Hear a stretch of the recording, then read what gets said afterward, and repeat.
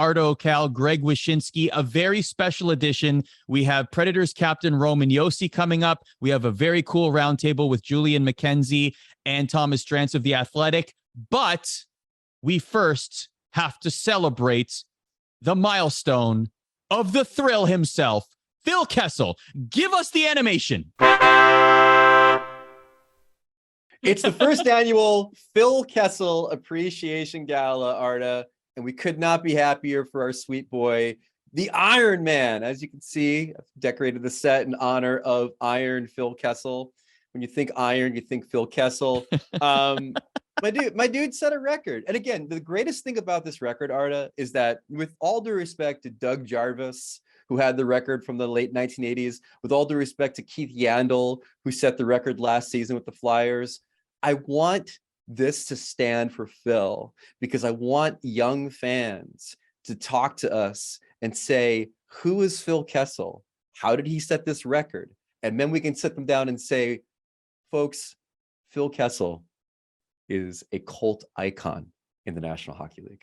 He certainly is. And right now, in honor of the 990 consecutive games played by Phil Kessel in the National Hockey League, thus becoming the poster boy for athletic durability and achievement, we are now going to give you the top 5 things we love about Phil Kessel. Number 5, Wyshynski, why don't you start us off? Number 5 is that he's the Forrest Gump of hockey, Arda. This is a man whose career is almost indescribable to someone outside of the sport. Think of it this way.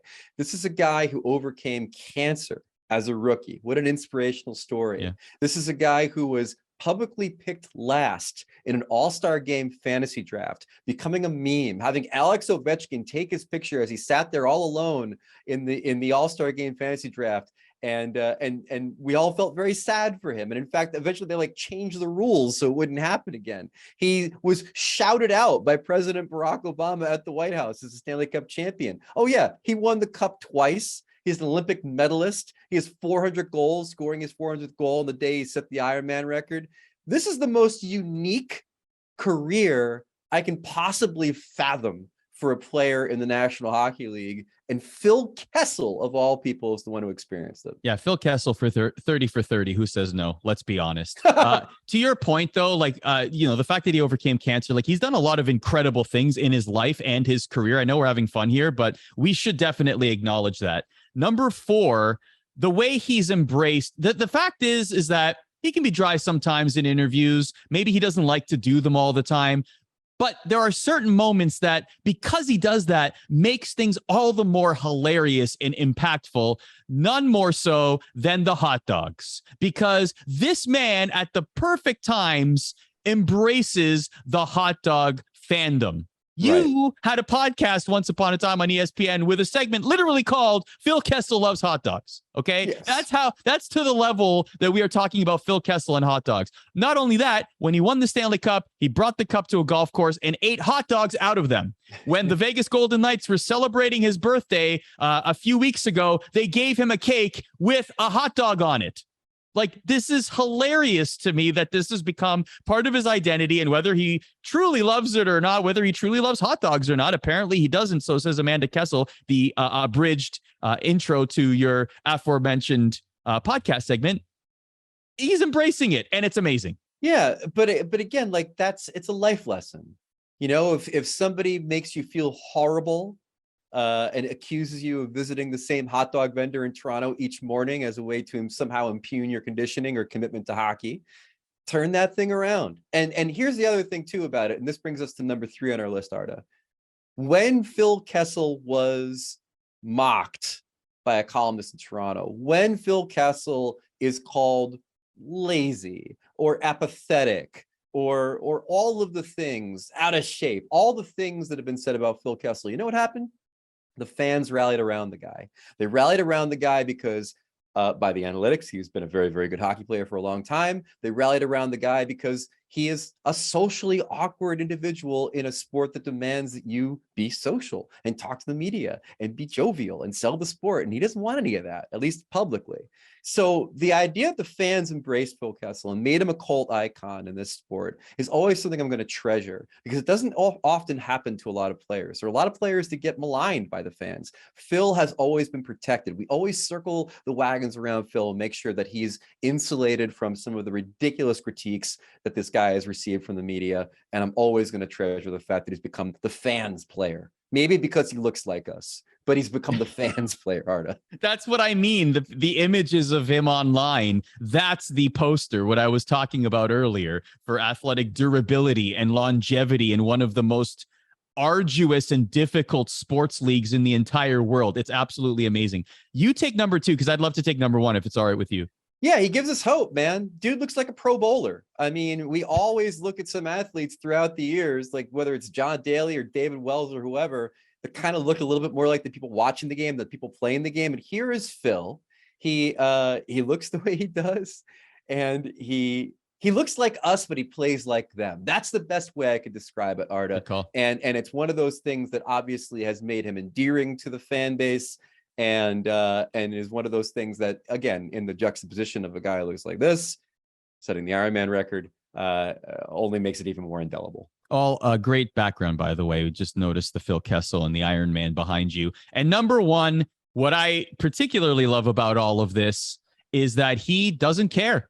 No, he just doesn't care. He was asked what the number was. He's like, you'll have to look it up. He talks about it in a very like flippant kind of way. Like, yeah, it's cool. Like, you know, my friends and family are here. He's more concerned about just playing the game. And in fact, when he was asked about it during the game, he was talking more about the goal that he scored, which, by the way, was super appropriate. And even more appropriate was the fact that he got a goal called back in the game, in the tying streak game against his former team, the Leafs, which was even funnier. So anyhow, look, to say, the one thing I'll say about him is that his conditioning is underrated.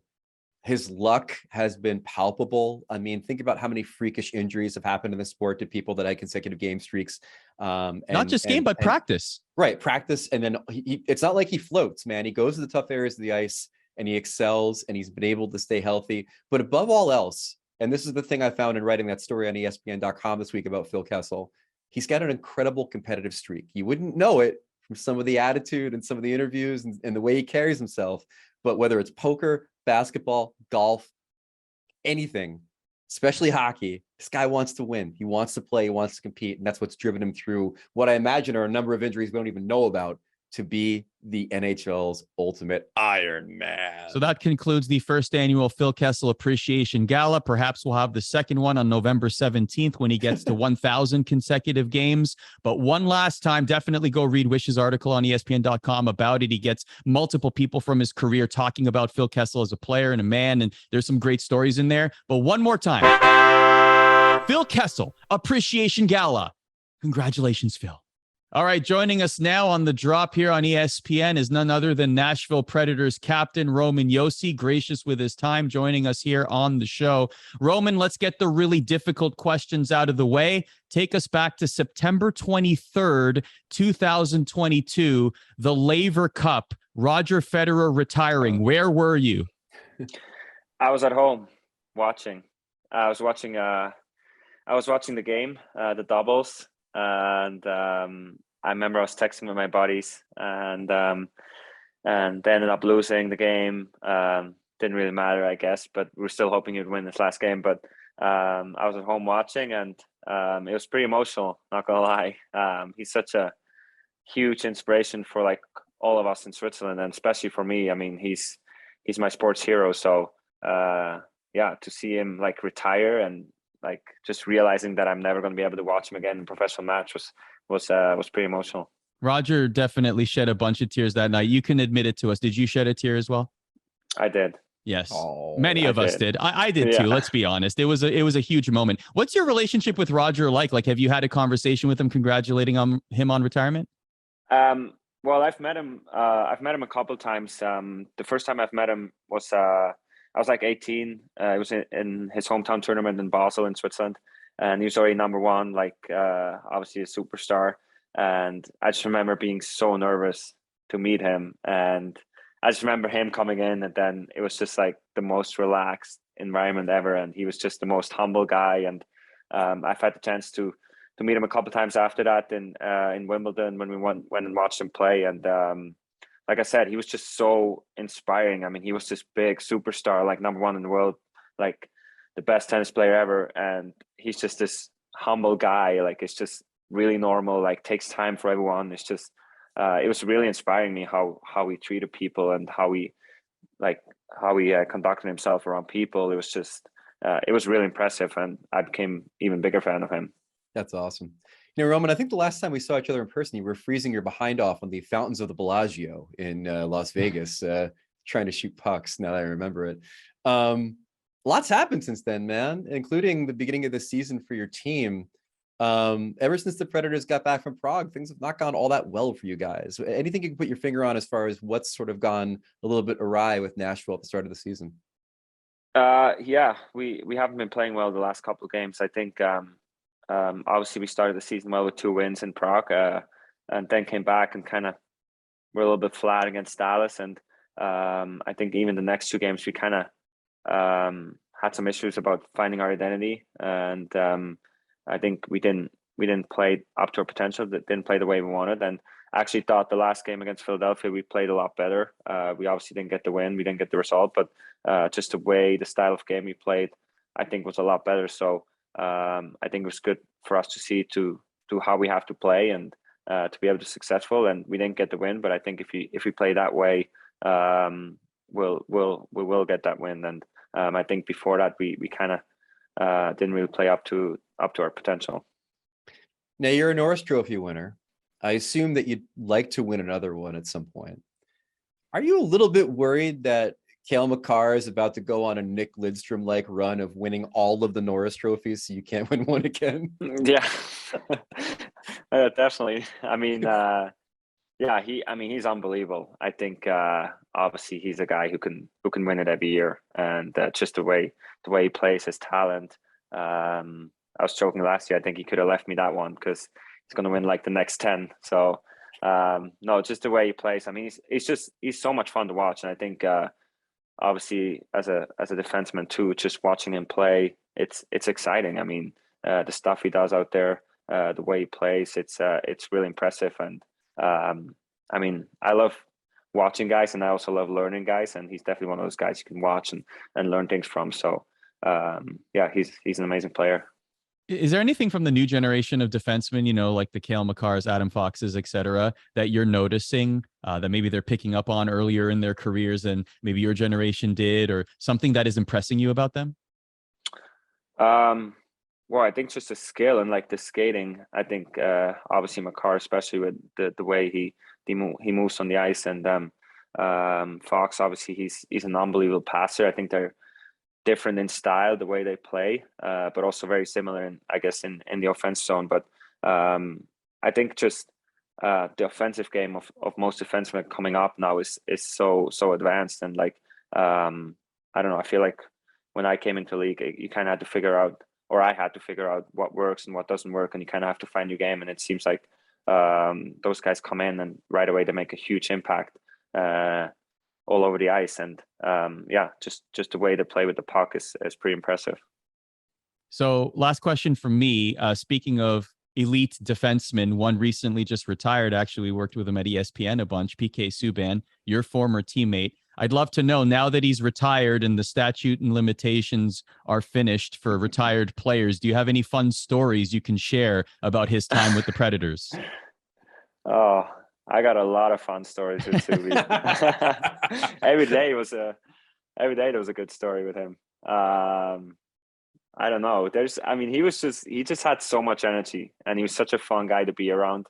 I think every day he came to the rink, and you just loved seeing him around the rink because he always had so much energy. He was always really funny, and I don't know. I can't think of a story right now, but like he's yeah.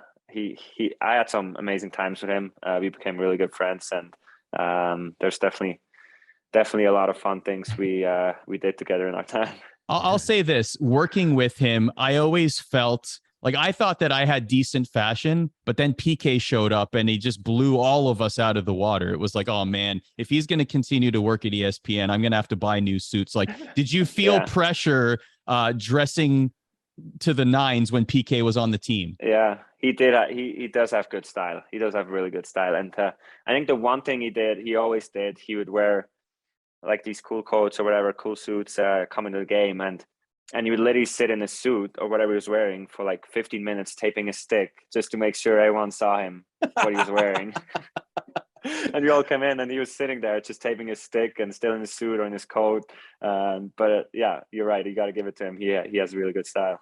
That's awesome. Roman, last one for me. You've spent your career in Nashville. Do you mess with hot chicken? And if so, how hot are we talking on the hot chicken? You know what? I only probably ate hot chicken like a couple times, and I like spicy. But Hattie B's obviously is one of the most famous one in Nashville, and I only had it a couple times. But they have one that's really spicy. I don't mess with that one, but I can go pretty spicy. I like spicy stuff. Awesome. Roman Josi, captain of the Nashville Predators, joining us here on ESPN's The Drop. Roman, thank you so much for your time. No problem. Thanks for having me. Ata Dizdar asks, is this potentially the last season for the Washington Capitals? Wish that they can go for the Stanley Cup, considering they are a very aging team?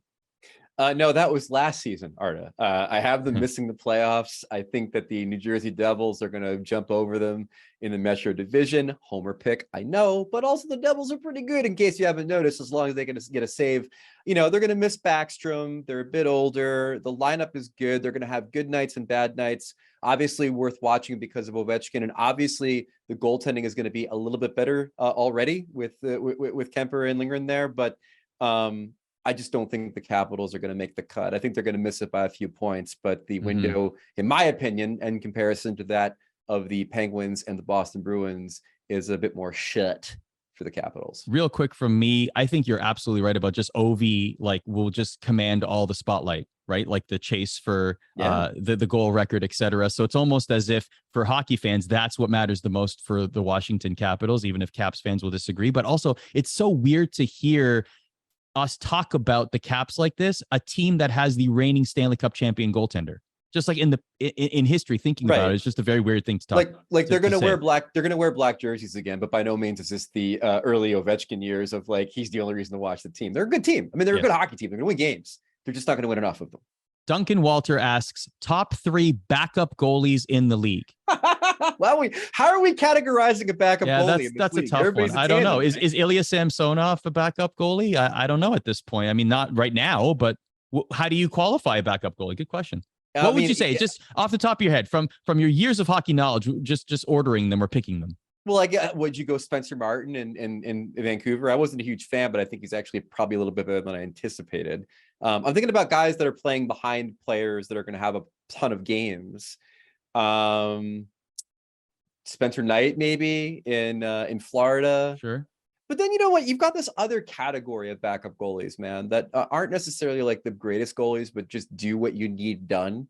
And I think about a guy like Brian Elliott, for example, with the Lightning. Like your job is to just come in and play like 17 to 19 games and give Vasilevsky a little bit of a breather. And I think he does the job pretty ably. So it's a tough question again, because everybody seems to have a tandem. And I don't know if we have that delineation of backup and starter anymore, but there's still some good ones out there. I mean, Semyon Varlamov, I suppose, would count as, you know what I mean? If it's not 1A, 1B. Is he though? I mean, like, that's what I'm saying. I guess if you're 70 games. Right. So if you're considering Varlamov to be the 1B or perhaps the backup in this case, he's a pretty solid backup. Yeah, so that's an interesting conversation. That's the longer conversation for that. What I want to see though, Arda, is I want to see the first team that wins the cup with a true tandem. It's always usually somebody who grabs the brass ring at some point in the playoffs and just becomes the starter. I want to see a true tandem win the cup at some point. Yeah, that'll be interesting if that happens this season. We shall see. All right, time for our drop roundtable, where we bring esteemed members of the hockey media, reporters, broadcasters, smart hockey minds to have a fun hockey conversation and also ask them about the teams that they cover. We have Thomas Drance and Julian McKenzie of The Athletic. One of them covers a really hot hockey team right now, pardon the pun. The other one, not so much. Maybe, Mr. Drance, let's start with the not so much. What on earth is going on in the city of Vancouver with their hockey team. Now, a fair bit of heat emanates from a crater in the ground. The Vancouver Canucks are winless after 7 games, and they're full value for it, right? They're full value for it. This is a team right now that goes into a third period tied most of the time and then gets gently patted on the head by superior opponents while generating absolutely nothing, only to lose. What can you even say? There's so much going wrong that you could list 8 or 9 things to diagnose Vancouver's ills and be right. The fundamental issue, this is a win now team that's not just failing to win now, but has failed to win, it feels like ever, right? A market that hasn't hosted a home playoff date since 2015, right? They made the playoffs 1 of the last 7 years. Isn't that New Jersey Devils territory, Greg? Hey, come on. That's rude. Hey, that's a rude thing to say. You're a guest. Rough. At least the Devils have a bright future and an extra Hughes. So an extra Hughes. Well, Drance, I completely agree. The Canucks should obviously trade Quinn to the Devils so we can unite the Hughes Triforce. But here's the thing. Here's my question to you. Don't you think this team would have been better off if they were maybe allowed to have traded JT Miller and Brock Besser in the offseason to help the myriad of problems in this lineup? Well, the thing, Greg, that people in this market don't understand is that you can't rebuild. This market would never tolerate a sustained stretch of losing. Ooh. Right? I mean, no, seriously, come on. Like, of course, this organization would have been better off if at any point over the last decade, they decided to proceed with anything other than sneaking into the playoffs in the 8th and final spot in the Western Conference, because anything can happen. They would have been better doing just about anything than what they've done. In fact, in a league that rewards failure so richly, it's tough to be as bad and as hopeless as the Canucks have been for this long and still be hopeless now. In fact, more hopeless now than they were a couple of years ago. I mean, honestly, I don't even know. There's the only option is to go Lewis Black on it, yell and laugh, because there's no help coming. It's like say the absolute best case scenario unfolded for the Canucks from this point, which by the way is not them winning 70 of their remaining 75 games. It's losing out so significantly that you are able to land, North Van super sniper and hardcore Canucks fan Connor Bedard by winning the first draft lottery that this franchise would have ever won in 52 years. Even if they did that, even if that happened, right? The best case scenario, a very un-Canucksy run of luck, a confluence of factors to bring that about. They wouldn't even be positioned to contend on his entry-level deal.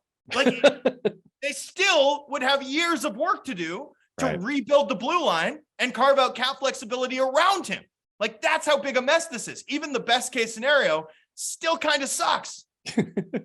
Are you okay, man? I feel like you need a hug. No, this is good. This is hockey therapy. Bring it out. It's fine. This is good. I mean, jeez. Julian, I'm like this when they're winning. Yeah, this isn't even DEFCON 5. Connor Bedard, by the way, liking Vancouver Canucks posts on Instagram. That just adds gasoline to the entire conversation. On the other side of things, though, Julian, you now have joined the city of Calgary, covering the Flames for The Athletic. Brad Treliving continuing his amazing offseason, bringing you to Cowtown, obviously. But let me ask you this. On paper, this is a fascinating case study, right? The Calgary Flames were good last year. The Calgary Flames are again good this year, but look drastically different. So in your opinion, whether it's on paper or even what you're seeing on the ice, is this Calgary Flames team better this year or were they better last year? I mean, on paper, they look better. Their center depth is better. The defense, at least from the top 4 perspective, looks better. I know some people will look at Jacob Markstrom and how he performed in the playoffs last year, and maybe they'll have a little bit of doubt. He had a really good game the other night against the Pittsburgh Penguins. He's starting to try to get his A game back. I mean, it's really early. That's the thing. It's just really early. And one thing I'm learning with Flames fans too, there are a lot of them that don't like it when people like us say, hey, this Flames team is so good, they could be a cup contending team. A friend of mine who works for another outlet wrote about the possibility that they could be a cup contending team. And some dude went in his DMs. It was all like, well, yeah, you just cursed the Calgary Flames fan base, whatever.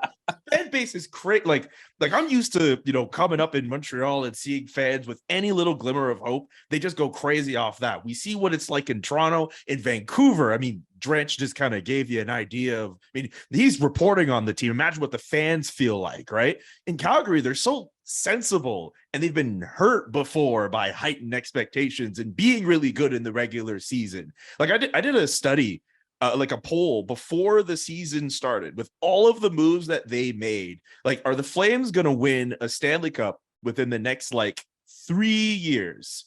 And most of them said no. 60% of them said no. That's they're just holding back on the fact that they could be a true cup contending team. They need to see some results.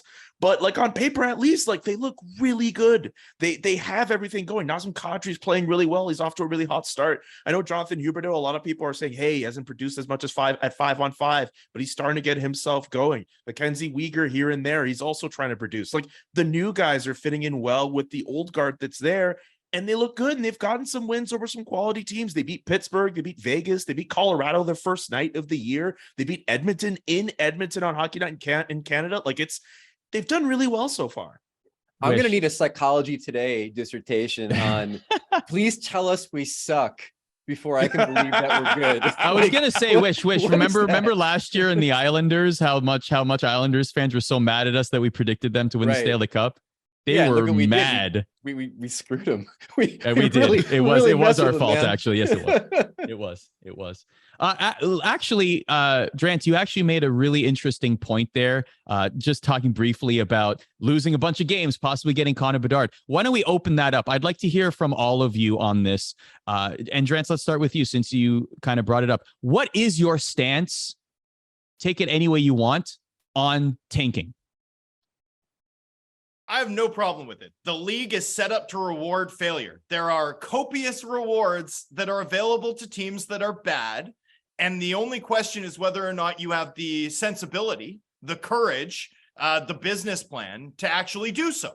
I don't like the prolonged suck forever tank. The Arizona Coyotes highly cynical Sam Hinkie inspired version might be a bridge too far for me, but I think about teams like Toronto, where there's a year that you're willing to be bad. I don't have a problem with that at all. I think that's just sensible, particularly in a draft class like we're entering this year, where there's 6 or 7 guys. You don't even need to win the lottery. You don't even need to win the lottery to come out with a player who could be the best forward on a Stanley Cup winner down the line. I think that's just rational. It's absolutely rational to avail yourself of that. And I want to note here, because I think this is where fans get their backs up about the entire concept. I don't ever want to see a team. I don't ever want to see players tanking, ever. I don't ever want to see a coach tank. I want to see management work rationally to sabotage their own players and coaches in an effort to improve their draft stock. That's the key delineation that, for me anyway, makes for a healthy tank. I don't know, man. I used to be really pro tanking when I was a lot younger. Now I kind of see it and I'm not really sure how to feel about it. You know what it is? Unless we come with some relegation promotion thing like what we see in football, and I mean football, the actual football, this is what we're going to deal with here. This is all you're going to have to live with, right?